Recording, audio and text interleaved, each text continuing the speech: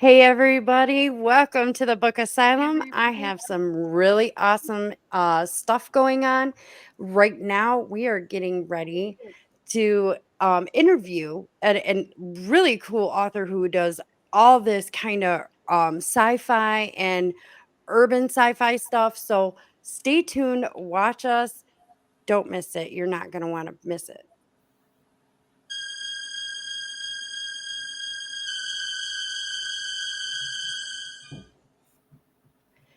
And we have Edward, and I already forgot how to pronounce your last name, McEwen. Edward McKeown. That's the easiest McEwen, version. Edward McEwen. I see. First of all, I just want to say that's old lady brain right there. So I apologize. But Edward, we are so happy to have you here. And we also have Jeannie with us, the lovely Jeannie, Hi. who's working on releasing her second book right now. So, but I wanted to talk to you today, because I mean, it was kind of a last minute thing. We didn't really, I didn't get the chance to read any of your stuff. I Mhm. know Jeannie had known about you before, Cool. so Mhm. give me kind of a rundown. What kind of stuff you like to do? What's your favorite? What do you know? Give me Mhm. all that. Give me Edward. Sure. Sounds good. Well, I'm primarily known for science fiction and do two series. The 10 books of the Morrow Chronicles, which are probably what I'm best known for. Morrow is an alien AI discovered on an asteroid by an expedition. When she reactivates, she adopts a female human persona and appearance, but doesn't quite get it right. She patterns herself on a game simulation, and Morrow ends up looking something like a Japanese anime character. That's funny. And Morrow's an interesting character. My wife sometimes refers to her as the other woman. Uh, Honestly, this is a great relationship with her because I kind of feel like she tells me the stories and I just write them down. Hmm. And the longer I spend with her, the more that I learn. I get different things from readers. A lot of women that have read this story identify with her self-willed choice to be female and what that means for her to inhabit that identity and to select those aspects of it that are interesting for her. There's a trans person who's actually voicing her in the Audible series on this.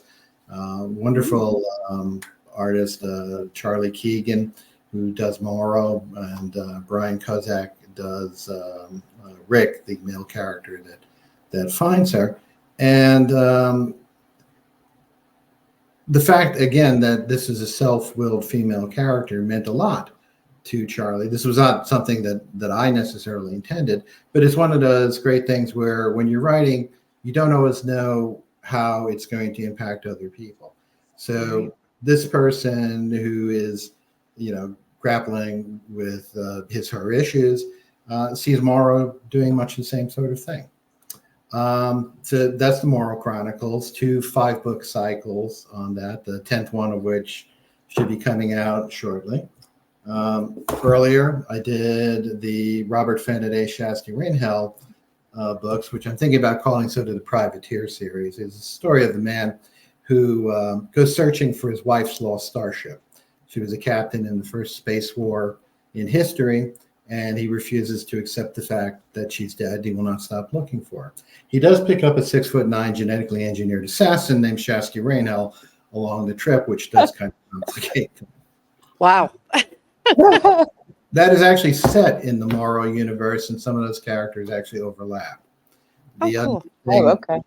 other series I'm known for is Night in Charlotte, and this is the urban fantasy that you Uh-huh. talked about. It's actually set in my hometown of Charlotte, North Carolina, which allows me to have a lot of fun in a legally not actionable fashion with local icons and things and aspects about Charlotte. So, a Knight Templar. He has his own incarnate guardian angel.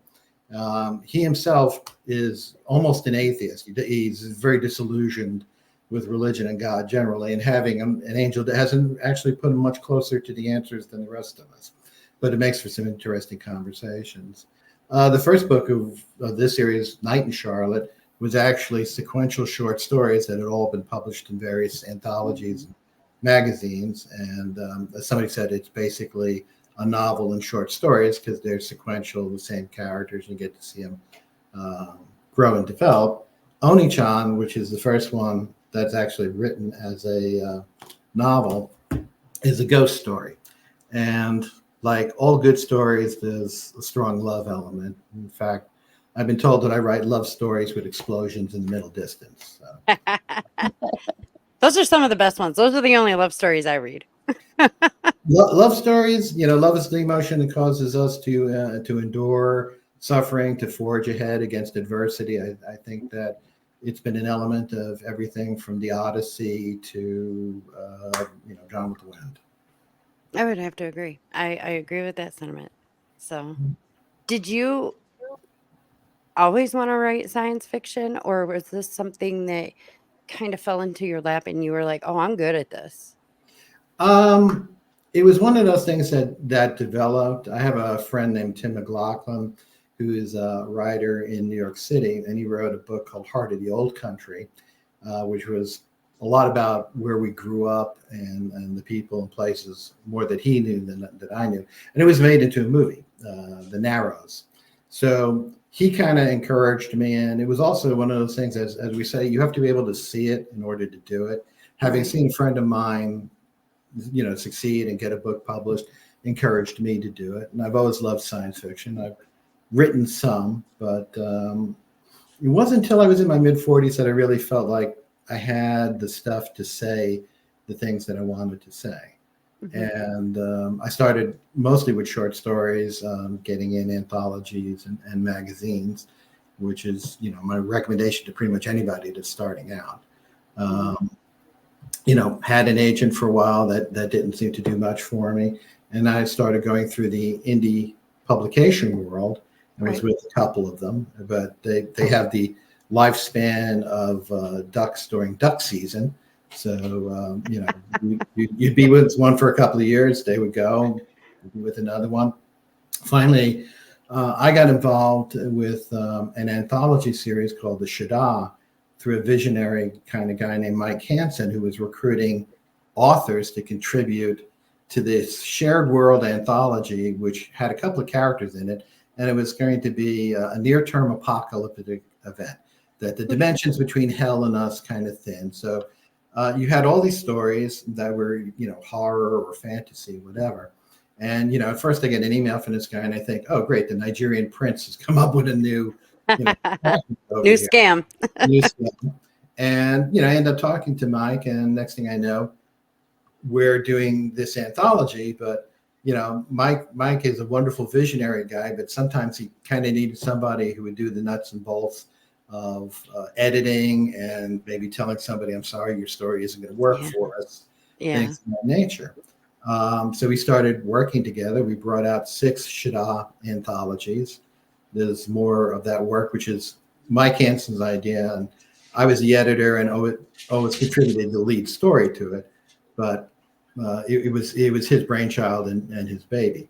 But I became more and more interested in working with him, and eventually became a partner in Copper Dog Publishing, which is the overall publishing company that holds Moondream and a couple others. It does poetry, it does science fiction, fantasy. C.J. Henderson's old backlist is in there. His sister, I think, wants to do a book on macrame at some point, but that has not come to pass. So you guys publish a lot of different genres then? Yeah, well, mostly in the speculative fiction world. So I would say we go from horror, which would be more the Shada, fantasy. For me, primarily urban fantasy. There's a fellow in the ground that does some werewolf stuff. Urban fantasy is a lot easier because heroic fantasy, the stuff of Tolkien and C.S. Lewis and Robert Howard, is so indelibly imprinted by them that sometimes you wonder if there's room to even write in that universe. Right. Yeah. Something more to be said that they didn't say better than you're going to have a shot at. Probably, that's true in science fiction also, but that one doesn't deter me. But I've looked at heroic or high fantasy and went, Yeah, just elves and dwarves. That's all I got. So was this like is do you have to do a lot of research within like a science area? I mean, do you have to know how fast you would need a rocket ship to go to leave, the atmosphere, to leave Earth or to leave whatever? I mean, I know because some of that stuff that you can make up, Sure. since some It, of the it's a worlds are probably. it's a mix. I take the minimum liberties that I can with Einsteinian physics, the physics that we Yeah. all know of. I mean, in order to do interstellar travel, I have you pop into a jump point at the edge of the solar system and pop out at the other end. Because there's really, Star Trek aside, there's really virtually no reason to have a story in interstellar space. There's nothing there. Mhm. Planets are where all the cool stuff is kept. True. And so the sooner you get to one, the better. But if you want to have a story that's set for some time in space, you have that time when you jump out of the jump point to get into the planet. And I have, for human beings or any other biologicals, time spent in jump space doesn't occur. You're there and you pop out the other end. For Mhm. Morrow, the AI who travels with her crew of friends, humans, biologicals, other aliens, she is more aware in jump space than we are, but she too finds it very disorienting.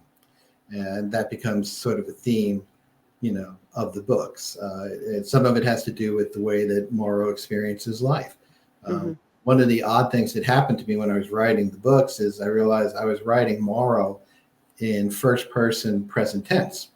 And I was writing Rick, the person that she's involved with, in first person past tense. And as was so often the case with Morrow, I didn't know why until sometime later on she told me. And it had to do with the fact that Morrow experiences time in the sense the way an animal does, which is that all times are now. Part of that is because she has total recall of her past. In that respect, she's a little bit like one of Tolkien's elves. If you recall, Legolas would wander around when the rest of the crew was sleeping in the Lord of the Rings. He would be conversing, with friends from 1,000 years ago, or Mhm. living in essentially a waking dream. And for Yeah. Mara, that was also the case. Rick, of course, is a human male around 26, and he experiences time as we do. He passes through it, he changes in it. So it's a different experience in the universe, and it came to me in two different tenses. I would urge anyone else, as this happens to not do this to themselves. It will drive you and your It editors sounds so confusing. stark raving mad. Yeah. So, how But long it, I'm mhm. sorry. Go No, ahead. I would say it's actually pretty easy because I alternate POVs between the two of them. When you're in Okay. Laura's head, you're in her POV, and it's Mhm. tense. When you're in Rick's, his, and Mm, his tense. And right. no one's ever been bothered by it. In fact, no Oh, one's good. ever seemed to have noticed it or asked me why I did it that way. So, when was your first book? When did you decide, "Okay, I'm gonna publish this?" When did that The happen? first book was Once a Hero, which was the first of the Robert Fenniday and Shasti Reinhold books. Gosh, that must be coming up on something like 20 years ago. So, you've been doing Um, this a minute? I've been doing it for a while. I Okay. usually write a book a year or a book every 2 years. Mhm. Um, Frequently, though, it's a little bit like somebody driving from New York to LA with only their headlights, because when I wrote Was Once a Hero, I had no idea that it was going to be part of a trilogy. But Shasti Reinhold and Robert Fenniday continued talking to me, and they continued talking about the search for Lisa Fenniday, and it began to snowball into what, Yeah. as they say, you committed trilogy. Yeah. And then after that, some of the characters said, "Hey, I have additional stuff to talk about." Particularly Shasti Reinhold, who is sort of ended up taking the helm. And this is Cedar Sanderson's version of Shasti Reinhold, which I think she did a lovely job on, Yeah. managing to convey her height and size and intimidating manner. So there have been two books subsequent with Shasti as the main character. And then, well, they had children. So now there's a book. More story. Yeah. Mhm. But I intended none of this. And in fact, um, the first Morrow story, and Morrow is now 10 books, and all 10 are written and 9 are out. The first Morrow story was a short story, and Morrow was not in it. It was an attempt by me to do something very, noir, sexy, gritty, and so forth. And that short story, got a universal reaction from every woman in my life. They detested it. They hated that story passionately. I took out those elements, and in slid Morrow, who originally started as kind of that anime, cute Mhm. character like Armitage or any of a dozen, superpowered females who nonetheless had these, kind of quirky female characteristics that made them very endearing. Motoko Kusanagi of Ghost in the Shell would be kind of the more adultish end of that. And I thought, well, this is great. I'll do that with this character, and Rick would be the main character, and I was going to have him get involved with somebody else. And very quickly, I learned in this relationship that when Morrow decided that we were going in a different direction, that I would be best off following the direction that she wanted to go. And I I realized, love this. again, This I is just write so them down. cool. Yeah, just write them down. She insisted that she was a serious person, that she had questions about existence and being and about the nature of love. And those became the books. I had no idea there were going to be 10 of them.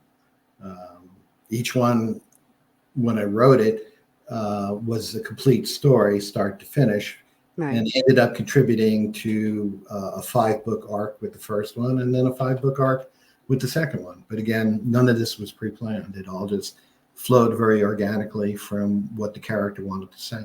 It's so nuts how the characters take on their own, and they're like, "No, we're going this way." Mhm. And I'm just like, "But I thought of you. Who are Mhm. you?" Literally, I'll relate one of my favorite stories, which is at one point in the books, Mara does something that I didn't understand, and I wasn't sure why. And my wife looked at me and said, "Well, why did she do that?" I said, "She hasn't told me yet." And she said, "Go lie down." You're right. Go figure this out. Right. This is your subconscious, but yeah, Yeah. it sometimes feels like you are tuning into her world, Yeah. and there's stuff there, and she's never run out of things to say. Even after the second cycle, I've just been knocking off Morrow short stories from the time that she and her companions ran what I called the Lost Planet Agency. So these are just short stories that would be sprinkled among the various books, various adventures that they have. Everything from returning a stolen dog to a story that I really enjoyed called The Lost Jewels of Orion, which Hmm. was inspired by a beer that a guy served me in a bar in Staunton, Virginia. And the beer was called The Lost Jewels of Orion. I said, I have to write a story of this. Yeah, it's crazy how that happens because I have a story that I'm writing that was only supposed to be one book Oh, really? based off of a street name Mm-hmm. in Arizona going up north towards Florence. Mm-hmm. So like that kind of just took me away. I looked at the street sign. I was like, that's weird. Mm-hmm. Cornman Road. Mm-hmm. Cornman Road. I was like, yep, Oh, yeah. There's I'm got to be a story there. Yeah. gotta be. Right. So, yeah, I started writing it, and then my main character became, my best friend's husband, who is Mm-hmm. a detective out here, and now I'm like, "Oh my god, we have so many different standalone books, but it's gonna be part of a whole series, so you Mm-hmm. can read them however whatever order you want to, you're not gonna miss anything." But I'm just like, "This was only supposed to be 1 book." So, I don't know, Jeannie, if you've come up with that, if that's happened to Oh, you. yes. This book that I'm fixing to publish did it to me. I had a Yeah, something in my head and knew what I wanted to do, and then I started writing, and that was it. It went a whole nother direction. yeah, usually that's how it always happens. Mhm. Edward, I wanna ask you, so, all these books that you're writing, or have written, how do you keep yourself from going batshit crazy? How do you decompress? The assumption there is that I have not gone batshit crazy. This is the Um, assumption. I'm a black belt in Kung Fu, though Nice. we'd say Black Sash. So I teach martial arts with Thundering Wave Martial Arts here in Charlotte. I specialize in weapons. So if I need to blow off some steam, there are usually a bunch of 20-year-olds that are quite willing to try and stick me with a sword. So that keeps me nimble and running around. My wife's an accomplished ballroom dancer, and pre-COVID, I was doing a fair amount of dancing with her. I do intend to get back to it now that I've retired from the corporate world. So Hmm. ballroom is a lot of fun.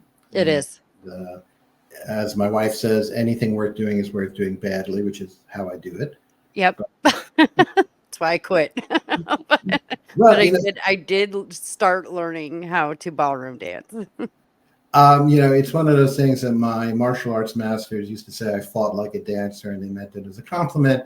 And my dance instructor said I dance like a fighter, and she did not. She was a wonderful young lady and Right. a very, very, very good teacher. Hmm. So do you get I don't a lot of us authors, I don't think we watch too much TV or anything like that, Mhm. but how do you get to watch a lot of TV now that I mean, because you said how long ago was it that you retired? Just this is my first month out. Yeah, Mm, I've been retired since Oh, August 1st. In terms of TV, almost nothing American. Almost everything I watch is foreign. I get a lot of yes. inspiration from Japanese anime, which I've been Okay. otaku from when I was like 8 or 9 years old. Um, Enjoy Korean live action. One of the best live action things I've seen recently was the Hotel del Luna, which Hmm. for an urban fantasy writer is a great story of a woman bandit who's condemned to run a hotel for the recently dead for 1,000 years. That's hilarious. Yeah, it's kind of a little bit of rom com, a little bit comedy, a little bit grim. Those Love Koreans are it. an interesting bunch. They will come up with different stuff. They do. I like a lot of their horror and Yeah, their horror can be quite intense. their horror is intense. I know that one of my favorites and a lot of people who watch the show love Train to Busan. That Hmm. was so good. I just watched, it's been a few months, but I watched Incantation, which Hmm. is on mhm. Netflix that you guys can, if you're interested in the horror. That one was like really weird, and Hmm. I was just like, I'm like, oh my god, this is they do so well, and I absolutely love like the Swedish and Polish Yeah. and Danish. Like they have a bunch, especially on Netflix. I liked watching their murder crime shows. Very little is better than the original Girl with the Dragon Tattoo. With I that one I haven't seen that. see the original, I think it's Swedish with Numi Rapasi, Uh-huh. and she is wonderful as the Girl with the Dragon Tattoo. Small, Hmm. fierce. I'm trying to remember the name of the writer for that one. Jeannie, do you have that name? Mm-mm. No, I don't. I don't know who Well, wrote it either. he described her as kind of Pippi Longstocking with an attitude. Love it. so so you just read like real recent. So you're able to spend a lot of time on writing if you want to. Are Mhm. there more books in the future? What do you have happening? There are more books. I intend to do another one in the Night in Charlotte series. It's actually written. Jeremy Leclerc was the main character there, and his incarnate guardian angel, Shadowheart, in the first two books, kind of haunted the environs of Charlotte, North Carolina. Mhm. Shadowheart kind of can look either like an annoying 16-year-old bubblegum snapping teenager or the giant warrior princess with the great black wings. Well, I actually have them in the third book going to New York to help out the Templar of New York, who turns out to be a Jamaican woman who has her own incarnate guardian angel who looks kind of like a tattooed biker. and the two of them have to join forces to kind of save New York. And of course, unfortunately, their guardian angels both know each other and don't like each other. Of course. And Of she has been snuck into the Templar order, by the Grand Master, because apparently there's a theory that girls ruin everything, and so you couldn't be a girl and be a Templar. We had to sneak her. But so that was a fun one to do. The children of Shasti Rainhill and Robert Fenniday from the original series, I had a lot of fun writing them in the book, and I think there'll be at least one more there. There's enough Morrow short stories for a collection, which will probably be called Lost Planet. And then, it's hard to say. When I started writing Robert Fenniday and Shasti Rainhill in this sort of more classic third-person science fiction out on a starship going out into deep space, I had no idea that these other characters, Morrow and her whole crew, would come along. So I don't know who will come along after this. I'm always open to new things. I do love the idea of doing a high fantasy series, but I don't want to do something derivative, Right. I have such respect for Tolkien and Lewis and Howard that I don't want to turn out something that would be a pale imitation of their work. The urban fantasy area was so much easier to penetrate. And urban fantasy, kind of by its nature, is as much humor as horror or serious stuff. And I'm able to do both in my work there. And that's a lot of fun. I think humor is important in all of these things, because there's gallows humor among people that are doing I'm sure the Marines assaulting Mount Suribachi, had some comments that they were making before. They had a lot of one-liners. Them boys are full of them. So, I don't know where to go. Do you have any questions, Jeannie? No, I mean, I kind of touched on a little bit of his books. Didn't have time to really get into them. I was very fascinated Oh, she froze. in The your moment she froze. Charlotte. North. Oh, see, I'm having technical difficulties. But anyway, I was very interested in the Archangel part where you were in Charlotte, North Carolina in that book. I kind of started, but I didn't get to go very far in it. But it pulled me in immediately. As far as I kept thinking, where is he going to go with this? And it just wasn't something that I commonly see people write about. So it was very interesting what I got so far. I can't wait to finish it. Fun things about Jeremy, like I said, is his having access to the supernatural doesn't get him any better answers than you and I, get in our daily lives. And that's the truth of it. Exactly. It's kind of like deal with it. Yeah. If you believe in, because like I believe in the supernatural, I believe in the spirits, and I believe psychics and stuff like that, you really don't get any better answer than what someone on the street could figure out for themselves. Yeah, if Immanuel Kant couldn't figure it out, I'm not going to either. So I have to come up with plausible reasons why he's not necessarily going to get the answers, but also keep the characters sympathetic. I mean, Shadowheart has severe limitations on what she can do in, as she refers to it, the realm of Earth, because, or as she rather snarkily put it, do you just want to be a meat puppet, or do you want to have something to say about your own existence? Like it. I like that. So, are any of your characters based off of real life people that you know? Writers are the most terrible of cannibals because we disassemble people for parts. Yes. If I'm looking for a human characteristic for one of my characters, my wife, female friends, and I'll lift something, a love of chocolate, the artwork that you see in the back here. Which is very nice, by the way. That's my wife's. I was looking at that. Thank you. Just checking it out. It looked, and I was like, that's interesting. I love it. So some of those characteristics, one close friend is a model for a character in the Night in Charlotte series. She was just something of a character, and there I almost pulled that one in wholesale, which I don't recommend doing, because then you end up sort of with shared ownership of a character. But it Right. worked well in this situation. But yeah, Yeah, we're always picking parts out of people. Yeah. and I know me personally, I use people who upset me as as they're either very minute characters that don't matter in my books that I end up killing Mhm, off, or there's some of the major players have done me wrong, and mhm. this is the payback that I'm able to get. It's therapeutic. So It that's could be. An interesting point on that, sort of in line of what you were saying, is I had one character in Fearful Symmetry who was a terrible character, and it was very difficult to share headspace with that character. yeah, He was very abusive. And my wife kept sending me back because she's my first defense against bad writing. She reads everything and she will give God you, bless her. yeah, she will give you your opinion. You know, as an artist, she knows you don't let friends show work that isn't ready. Right. And she kept saying, "You're flinching from this guy." And I kept going back to him and I kept flinching from him.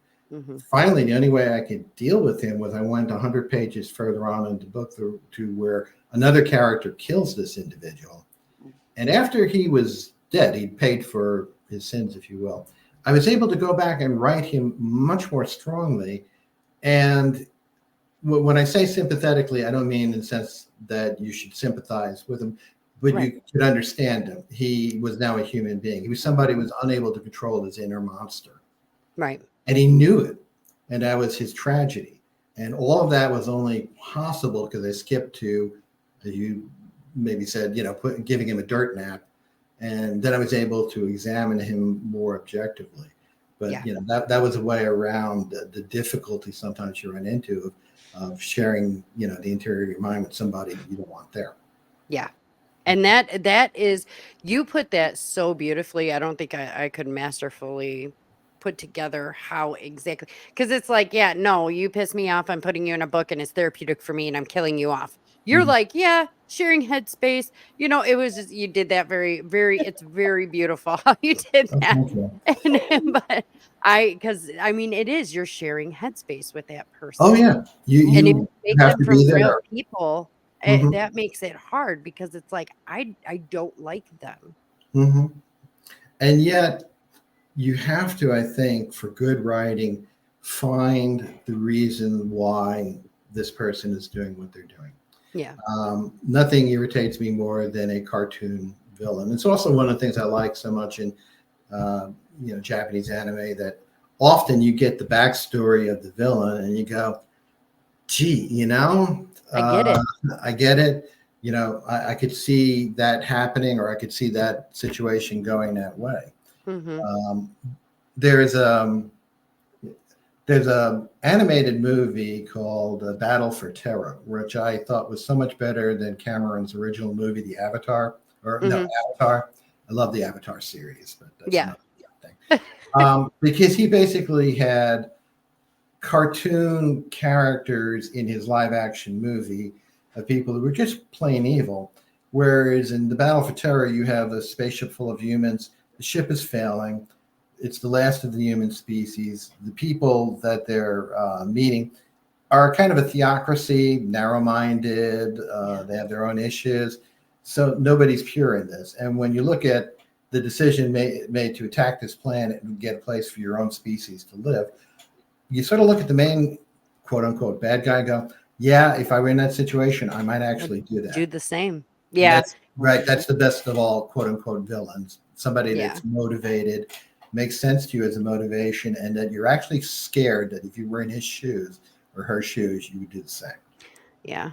No, I agree. And instead of just being a bad guy just to be a bad guy, Mhm. it's definitely something that a lot of us, especially because I'm a relatively new author, Mhm. so that helps. Yeah. Why isn't my bad guy working? But it does help me, Because and in I his story, he isn't the bad guy. of In his course head, not. yeah, Right.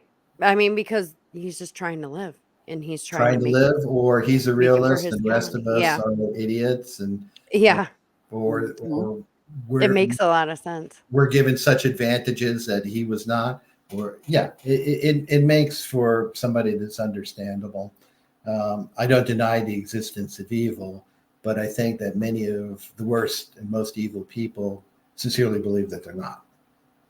Oh, And you know absolutely. what? I have no doubt because a lot, I mean, if you look at just even some of the serial killers that Sure. we've had over Mhm. the years, they're like, I'm a nice guy. Oh, I, Mhm. I, I believe it one time, when you didn't want to kill somebody, you were a nice guy. But- When I was up at a con in Roanoke, my friend Tim was down visiting with me. We went to the con together, and Mhm, I was on a panel, and we were talking about the banality of evil. mhm. And I looked at Tim in the audience and said, "Can I tell this story?" And he looked at me and said, "Yeah, sure." I said, "Well, my buddy over there lives in Brooklyn Heights, and his wife's on the board, and they're using an architect to redo the elevator in their building. He's the Gilgo Beach murderer. They've known this guy for years. His wife has been in meetings with them. He's been in the building, riding up and down, and he's a serial killer. He was just arrested this summer, and shortly, in fact, before we came down to the panel. Wow. And you know, just Holy terrifying. You would crap. think that somebody so evil that had murdered so many women would give off this aura. There's almost this Yeah, mention, an ick. Mhm. and no, he was married, and he was one of the better known architects in his field. So Wow. evil can be sitting right next to you. And you don't even Yeah. know it. And that they do say I'll turn that. around and check behind us quickly. Yeah. I'm sitting there wondering who downstairs in my house is. Well, Edward, I want to thank you for coming on our show. And I definitely want to invite you back at some point where we talk more about books, more about, just everything. Want to hear what's going on next time that we have you on. So, I want to thank you for the Book Asylum podcast and Jeannie, you as well. Thank you for showing up Mhm.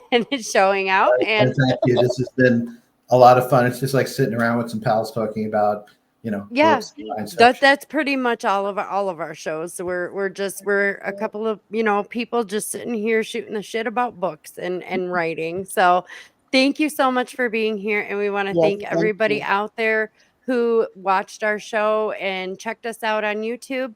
You can find us on YouTube, like and subscribe. Don't forget. And for Jeannie and for Edward, I'm Jen. Peace out, peeps. Have a great night. Thanks for listening. Thank you. Is it gonna end? I think